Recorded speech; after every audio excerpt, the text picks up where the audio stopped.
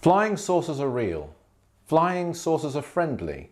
Flying saucers are extraterrestrial. Your government knows this. That's the cover of Cosmic Voice 17, published in 1958 by the Aetherius Society. And here we are in 2021, and those words written by Dr. George King have been absolutely vindicated. UFOs, as we now call them, or some say UAPs. Some say Tic Tacs. There's all sorts of names, but they are real. They are friendly, they are alien, and the governments know it.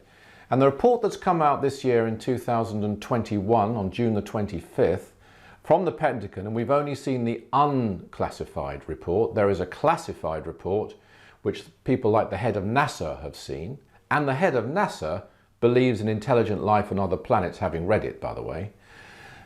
That report is very bare, but it makes a couple of things clear. One, UFOs are real.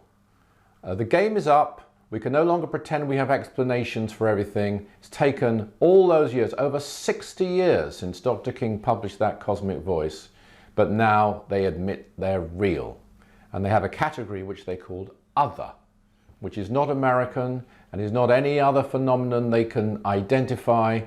And it is, to me anyway, although they won't say it, obviously extraterrestrial. They say they have no evidence for that, but I would say that they do have evidence for that.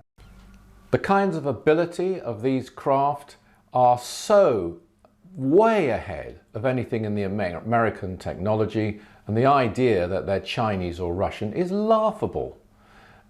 Those that demonstrate hypervelocity, what they use in their bureaucratic language and term signature management, which actually means they can be invisible if they choose to be. Actually means they won't radiate heat. They have no propulsion units that are detectable at all.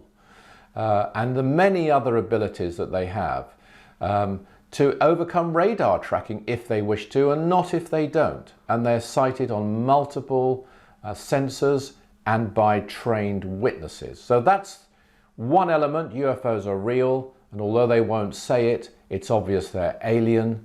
They're from other worlds, some of them. And the next question is, are they friendly? That's, if you don't mind me saying, such a foolish question. And in the Cosmic Voice prior to Cosmic Voice 17, namely Cosmic Voice 16, a transmission was published by Mars Sector 6 called Demand the Truth, and he answered it brilliantly in his usual, very concise manner in a transmission delivered through Dr. George King, and I quote, "It is obvious that we are friendly. Had we not been, you would not exist." And I don't think we could put it any more simply than that. If these craft, which they have identified, which they have detected, which they have filmed, which they've caught on satellite imagery, which they've had multiple witnesses observe, which they've tracked on radar, with the supernormal abilities that they have, the hypervelocities, the ability to overcome gravity, the ability to know, it seems, where the American craft are headed for before they get there.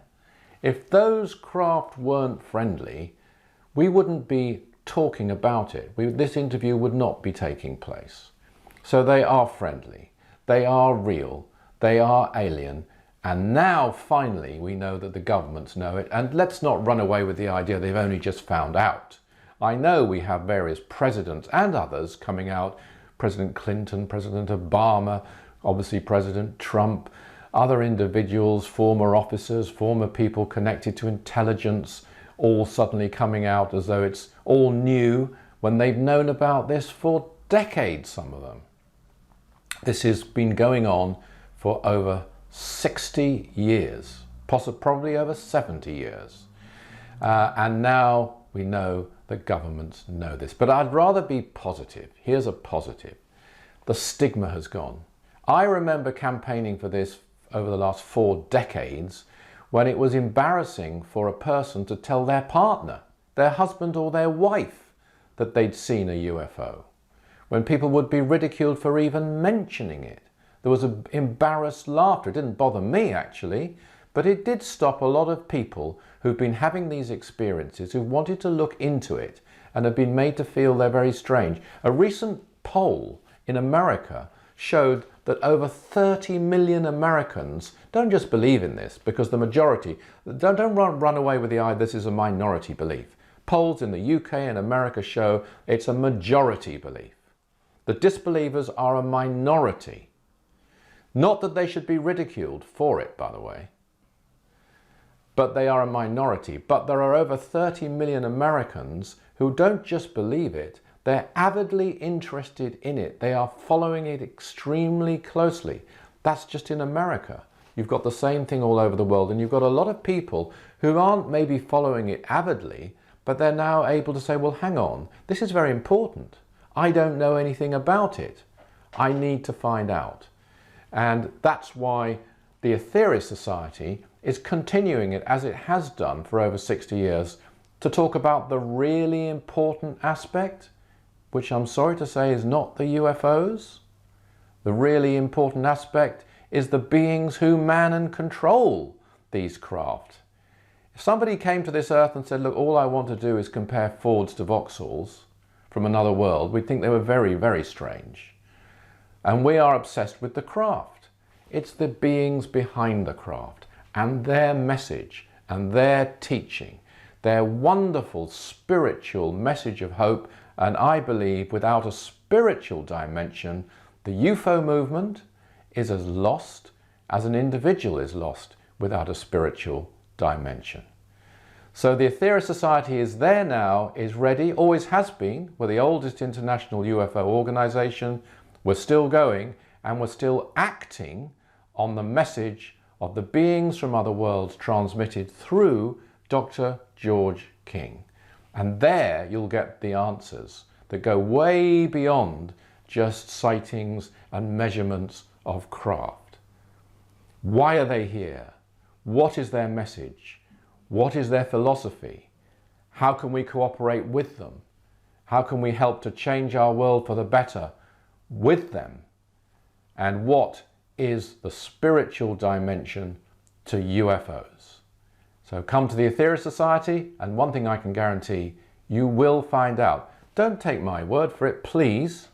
I wouldn't maybe take your word for it, but investigate it. See what you think, and see if you get the answers that you are looking for.